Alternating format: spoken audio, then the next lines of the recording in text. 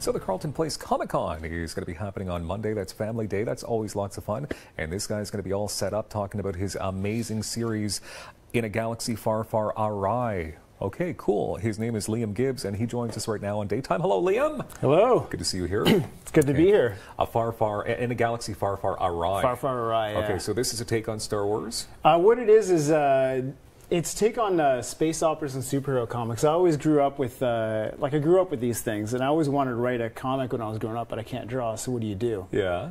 You write the comic. And that's what I did. So it's a comic without the visuals. So it takes all the things about superhero comics, like the goofy costumes, the goofy names and all that, and all the things about space operas like Star Wars and all that, sticks them together, and it puts in a bunch of comedy in there as well. So if I could tell you the elevator pitch, it'd probably be something close to Spaceballs versus X-Men, or Futurama versus Justice League, or something Really? like that. Okay. Okay. So growing up then as a kid, I mean, you're an Ottawa guy. Yeah.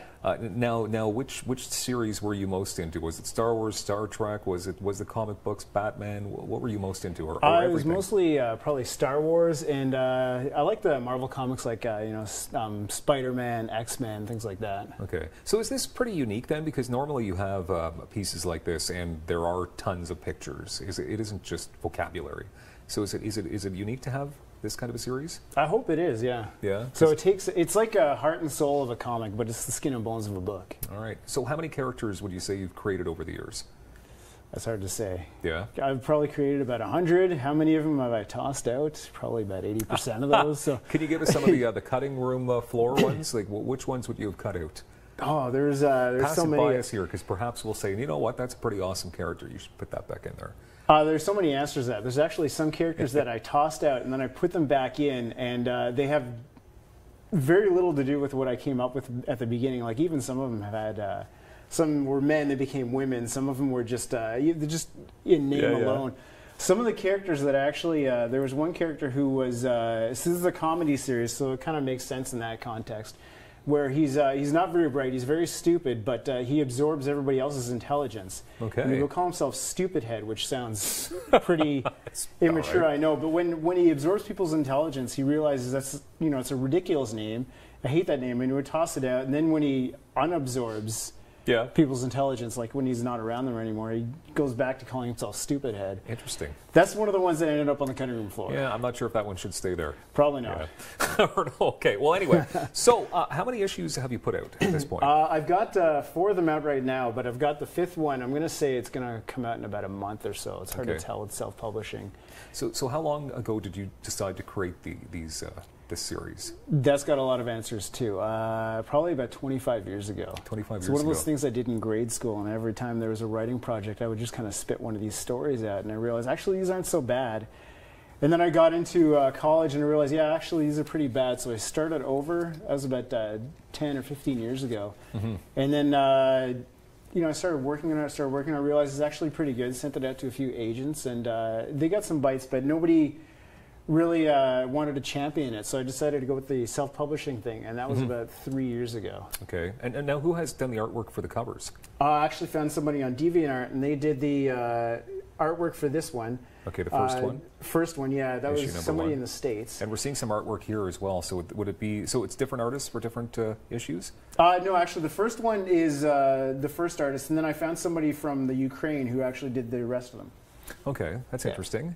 To I guess outsource. I don't know why I switched it. Yeah, that's all right. You're okay. You're the man, and you're your own boss. Yeah. Okay, so how about your series? Where's the best place to find all of these amazing issues? Oh, you can find them at some events. Like we were talking about Carleton Place in Neelan on February the 19th. I want to say it is. Yeah, of course, this upcoming Monday. The Carleton Place Comic-Con this upcoming Monday. Then I'll be away at Toronto, Ajax, and Peterborough for the next couple of months. And then I'm back here in Ottawa at Ottawa Comic-Con on Mother's Day weekend, and you find them there. You can also find them actually, they're online, they're on Amazon, they're on Google Play, a few other places, Smashwords. If you want to buy the physical copy, you can drop off in Chapters in Canada, and the one that's just near the Silver City Complex, Scotiabank Movie Theater, whatever they're calling it. Okay, so that's off of Coliseum. Yeah. Sorry, off of Carling Avenue. No, the one in Gloucester area. Gloucester. Just near the Gloucester Mall. I get you. I was thinking Canada there. I got all mixed up in my... That's okay. Okay. Of course, you could probably go to your website as well. Yeah, you can go to the website. In a galaxy farfarawry.com. That's right. Which is neat. Is it difficult to be a self-publisher compared to, you know, the other traditional ways of getting somebody to do it all for you? I want to say there's pros and cons to both of them. Like when you go the traditional house, you know, obviously they take a lot of control. So that's what I was worried about when I went self-publishing, is they take some control over it. They'll tell you this is what we want the cover to be. They might even change the title of the thing sometimes. Mm-hmm. They get their own in-house editors to come in and tell you this is, you know, this is what works, this is what doesn't, things like that. It's all great advice, but they remove some of the control. So when you go with self-publishing, like you said, you're your own boss.